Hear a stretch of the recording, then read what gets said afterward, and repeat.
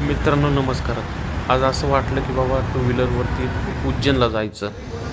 मग काय नाशिक फाट्यापर्यंत गेलो, तिथं पेट्रोल भरलं, ऑइल वगैरे चेंज केलं आणि आता नाशिक रोड मार्गे मी पुढं उज्जैनच्या दिशेने चाललेलो आहे. मंचर क्रॉस केल्यानंतर मला एक असं लक्षात आलं की समोर जी गाडी चाललेली त्याच्यावरती एक जण उलटी सायकल घेऊन बसलेला आहे आणि त्यांच्या गाडीला लाईट कमी आहे.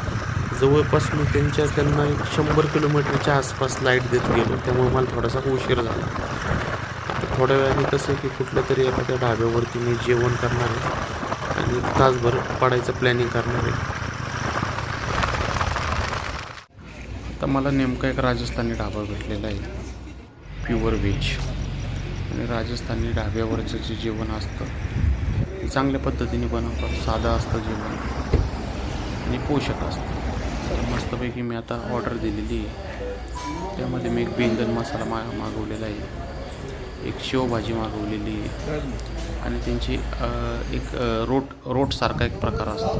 ते खाऊन आता मस्त मी आता इथं एक तासभर रिलॅक्स करून निघेल पुढं. मी आता नाशिकच्या अलीकडे 50-60 किलोमीटर अंतरावरती आहे.